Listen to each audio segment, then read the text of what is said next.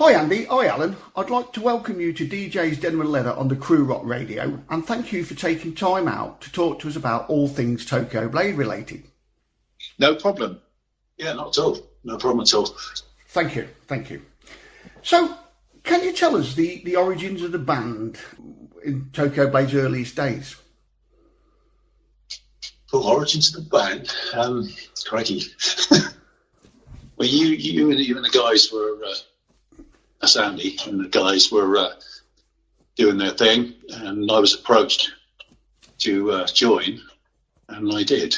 And that was probably the earliest start of it, which was, 1980. And we developed it from there, didn't we? Yeah. Because initially we were just, we started off as really just a covers band, and Al joined, and then Al had sort of, had more experience. But what are you saying? Saying I'm older? Well, no, he'd had more experience because he'd actually been in a band called Genghis Khan. And they'd done some recording and done some stuff, and we hadn't really sort of touched on any of that because we, when we started off, like most bands, we were just playing covers. And then Alan and I just sort of started writing together. We were the two, I think it would be fair to say, we were the two that were most sort of passionate about creating our own music and doing our own thing. And, then one thing led to another, really. Right, okay. Like you just said, though, I mean, at one stage you were called Genghis Khan, and you got a couple of singles out, hadn't you? Yeah. And then, so am I right in saying that around about 83 you became Tokyo Blade, or was it just before that? Something like that, wasn't it? Yeah. We went with Genghis Khan because I was in a band called Genghis Khan, and of course everybody comes up the woodwork and says, we're called that. So we didn't want any aggro of anybody, so we went through another load of names, didn't we? Yeah. Until we settled on Tokyo Blade, really, which nobody had. So then obviously the self-titled album came out in 83 then. That was the first album under that name. Yes. Yeah. And then 84 you'd recorded Night of the Blade. Yeah. A lot of artists that I've interviewed from this period, they cite a mismanagement and record companies as problems with interference in the band, if you know what I mean. 100%, yeah. It was about that time, really. Does this sound familiar, what I'm saying? Very, very familiar. Very familiar.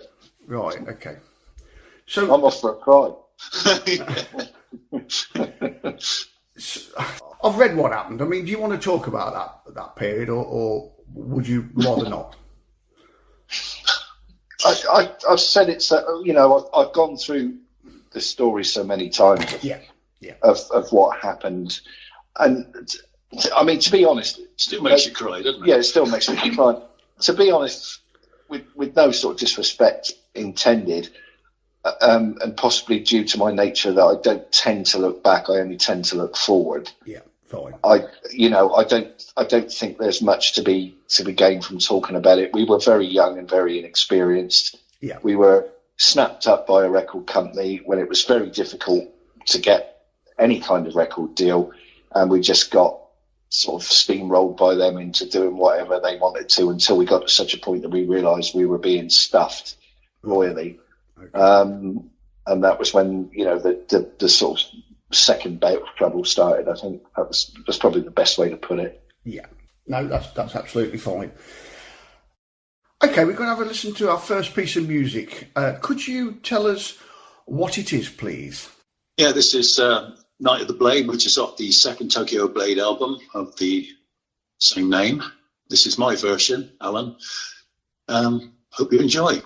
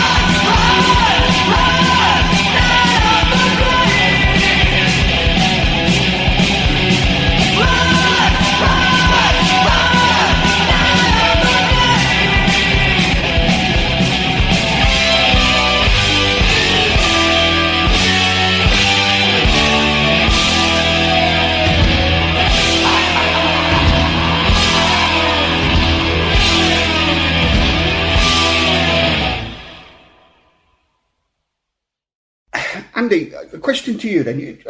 I've been researching, and well, I can see that you released 6 albums throughout the 80s, which saw the band moving one or two sort of slightly different directions. Were there any particular highlights from that period for you? No. Okay. No. In a word. No. In a word. You found a fiver that day. No. After Black Hearts, which was a pretty disastrous album because it was quite a departure from Tokyo Blade's sound, which was almost kind of inevitable because it wasn't written by Alan and I. It was written by me and somebody else, and his ideas were way different than mine. So it wasn't a particularly successful album. Then there was the band split up, and then there was the Andy Boulton's Tokyo Blade thing, which was done because I didn't want any further contractual obligations with our record company. So sticking Andy Boulton in front of it just meant that it was technically a different band name, etc. That was done under extremely difficult circumstances with other guys that were probably not really well, a completely different band. You can't, one individual member can't recreate the sound of the original band. It's not possible to do that. So that sort of ended not too well. Not more tears. More tears. Then No Remorse happened because I was contractually obliged to do another album for that record company. So they basically said, "Oh, we've got some German musicians and they're better than the ones you had." And I said, "Well, yeah, fine. If I've got to do it, I've got to do it." So I went and did that just to get, just so I was free of that contract, really. So that was No Remorse. And then Alan and I came back into contact in 96. Around there, wasn't it? Well, I said back into contact. We never really lost contact because we've always been very good mates. Yeah. But we'd sort of, I think we doing our own things. Yeah, we were doing our own things, and we'd just sort of given up on the whole Tokyo Blade thing, really. Right. But we came back together for 96 for Burning Down Paradise, which was a pretty good album, and it was a step back in the right direction. But again, we couldn't really create the original sound of the band because there were vital elements still missing. And then again down to bad record company and very, very bad management, and the time period where heavy metal was about as popular as I know exactly what you're saying. Yeah, about as popular as Matt Hancock. Yeah. Well, yeah, but you're right. You're absolutely right. At that time frame, the music was not well. Yeah, there was no interest at all, really, was there? Struggling along. Right, so spin forward then to 2011. Saw the release of 1,000 Men Strong. How did that come about? And obviously, you had several festival appearances at that point as well. Yeah, that came about because an American guy had got me over to sort of paid for me to go to America. He was interested in me doing something as a solo project, right, which I wasn't really keen to do, but he was one of those very persistent and persuasive guys, and he was paying for me to go over there. So I thought, oh, well, why not? I'm not doing anything else. It quickly became apparent, when I actually got to meet the guy, that he was a huge Tokyo Blade fan, and he had the idea of reforming Tokyo Blade with him in it. Oh, right. Okay. And I was very seriously ill at the time. I didn't realise I was seriously ill at the time, but I was very ill at the time, and so I wasn't functioning. I wasn't firing on all six for sure. And he had this kind of ready-made band. He had a singer called Chris Gillen and a bass player called Frank, forgot his second name, and a drummer. And we went over to Detroit, which was their neck of the woods where they hung out, and just blasted through a couple of Blade numbers. And I just sort of thought, yeah, okay, why not? I had no idea. I thought this was going to be a kind of a one-off thing. I was going to go over there, jam out a couple of numbers with some other guys, and that was it. But before I knew what was happening, there was a European tour which was arranged, which I was really absolutely stunned by, to be honest, because I honestly thought that Tokyo Blade was gone and forgotten. I had no idea that we were still, popular. At least the name was still popular. Mm. So that didn't last very long because he was kind of a bit of a, I won't go into it, but language, really. So that all ended a little bit acrimoniously. But what happened during that period was that part of that tour was in the UK, and we ended up playing the Ruskin Arms, which is actually where we initially signed our record contract with the first record company. Right. And Andy Whiten happened to be there, and he turned up to see us play. Our bass player. Yeah. And Andy and I got chatting, and I wanted to stay in touch with him, and I went up to London a couple of times to see him and stayed at his place with my girlfriend, and and then one time he said, John Wiggins' band are playing tonight at the Royal Standard, which was another one of our old haunts. Do you fancy going and seeing them? So we went to see them. John was keen to get the thing, to get Blade up and running again, because he'd sort of seen that we'd done this successful tour with the Americans, and he sort of talked to me about it, and I'd said, yeah, I was blown away by how many fans there were still out there, etc., etc. So Andy and John and I decided that, why not? Let's do something. I was keen to get away from the Americans anyway. So we did that. We couldn't find Steve. We didn't have a clue where he was. I'd heard so many rumours about. Still can't find him. So many rumours. He goes to ground. He does go to ground. So we couldn't find him. So we just recruited another drummer. And initially, we didn't know what to do about vocalist. I would have liked to have asked Al back then, but I kind of felt that I just felt it was sort of wrong, really. I didn't think Al would be interested, and I wouldn't have blamed him. So I just didn't think it was right. It sort of just felt like, I don't know, it just didn't feel sort of quite right. So we ended up with a German guy, Nikolai, on vocals. We eventually found Steve. So 4/5 of the band were back together. Yeah. And then we did the 1,000 Men Strong album, which was okay. And then Alan and I had started working on some other stuff anyway. And I really wanted to go back in the band, but I was still a bit sort of hesitant about asking him. But one day I sort of just put to him, I said, look, do you fancy doing something? And there was a record company that were interested, that we met when we were doing this other project. And they were interested in doing something. And so, we were glad to have Al back in the band. And obviously, since then we've done Unbroken, Dark Revolution, the new album, which should be released hopefully in the next sort of couple of months. Yeah. And then obviously we're working on another album now. So, just because we just like to create, we just like to keep going. We're now going to have a listen to the second song that you've chosen. Could you tell us what it is, please? Yeah, no problem. This is Burning Rain. This is from the first album since we reunited as a full band again, which was taken from the album Unbroken. And hope you enjoy it.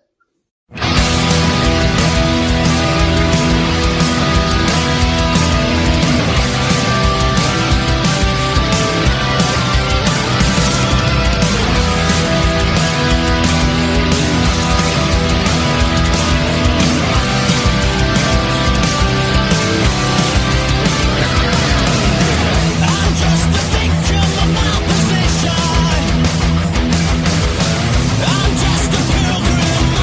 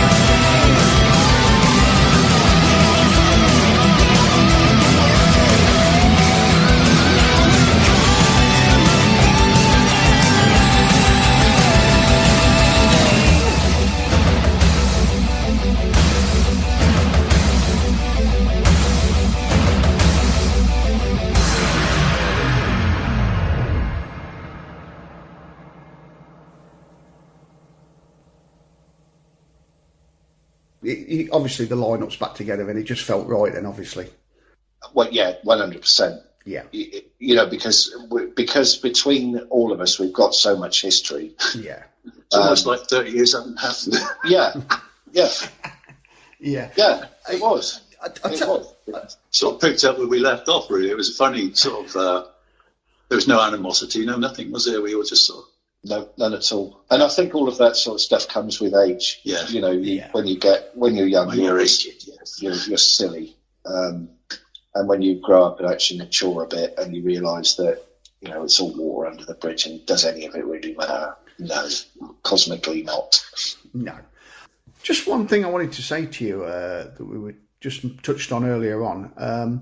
In 2013, I went over to the Keep It True festival in Germany. Well, I believe you played it a couple of times, haven't you? Yeah, I think we've done two or three Keep It True. Yeah, I was just blown away, you know, with the reception that the bands got at you know, and it's generally on the continent, I think, you know, they're very passionate about this music, aren't they? You know, it's fantastic. I mean, it's worship, really. That's the only word I could use, really. Yeah, absolutely. It really is. It really is.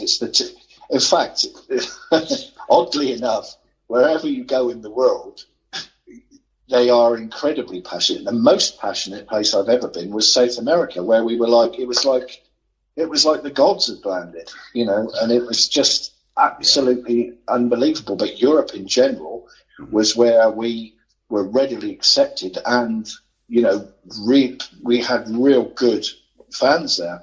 Yeah. And from our point of view, and I know Alan will agree with me on this 100%, the English press in general, right from our inception, seemed to just have it in for us. Yeah. We couldn't get exposure. We couldn't get decent gigs. We had a few decent gigs, but they were few and far between.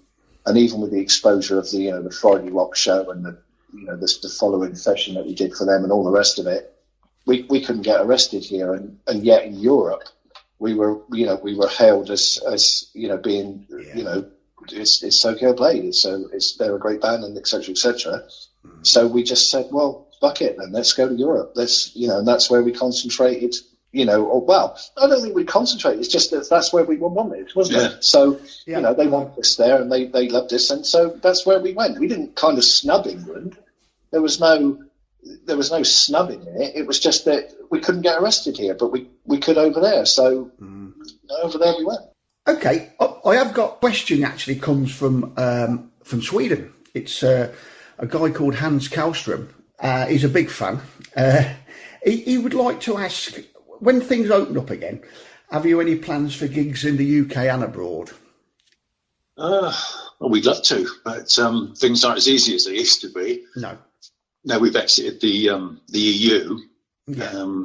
We haven't got management or anything, so all the organisation has to be done by us. Right. Okay. And it's not that easy. So that's sort of made things a bit more difficult. That's not to say we wouldn't, obviously. But we were supposed to be going to Japan umpteen times, which oddly enough is the one place that we've never played. And every time we've been due to go there, something's happened. The last time was the tsunami. I mean, you couldn't write it really. So that knackered that. We were supposed to, we were supposed to be going there. We do have a major festival called the Andes del Rock, which is in Spain, which I did once before with the American lineup, which is a tremendous festival. We were supposed to do that a few years ago, but we missed the flight because of a massive fuck up at Luton Airport.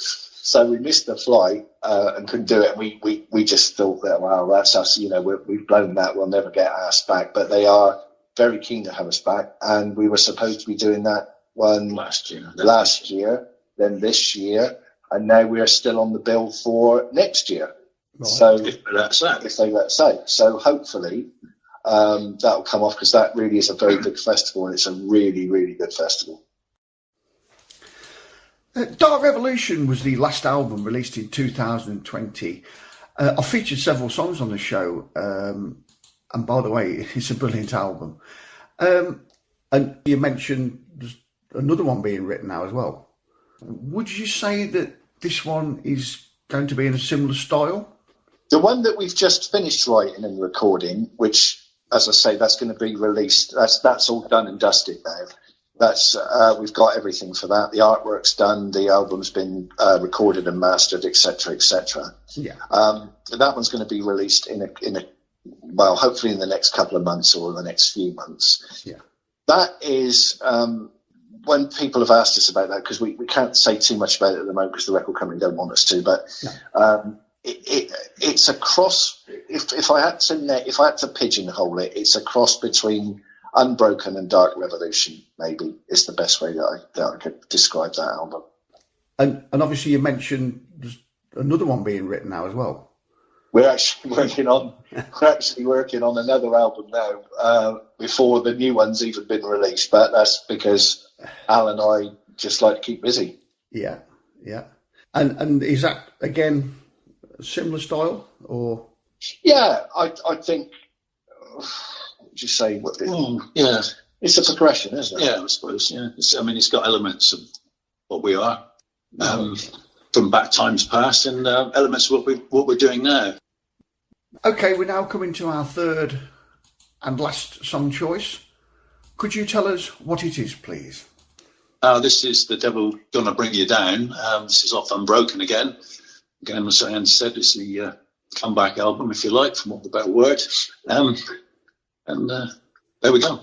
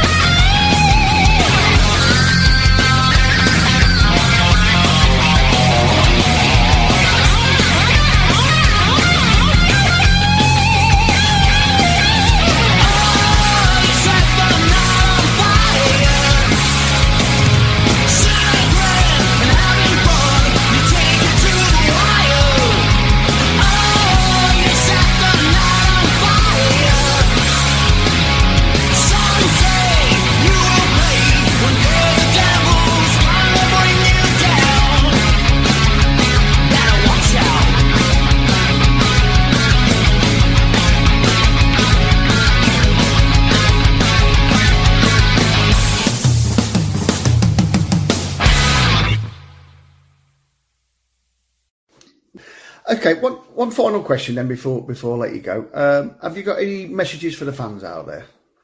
Thank you, I think. Yeah. Thanks for sticking with us. Over all these years and turmoil. Exactly. I think that the fans are the important thing, because without the fans, there isn't a band. I'm not saying that we would cease as a band if everybody deserted us, because I think that at the end of the day, the urge to, compose new stuff and release new albums, is there. That's just a driving force that you can't get away from. But, the support of the fans means everything to us, and especially because it's gratifying to hear that, that your efforts are making at least some sort of impact on somebody's life, that they're enjoying what you're doing. Yeah, absolutely. Well, Andy, Alan, I'd like to thank you for taking time out to speak to me on DJ's Denim and Leather, and wish you all the best moving forward. Thank you very much, and thanks for taking the time to do the interview for us. Yeah, thanks very much. Appreciate it.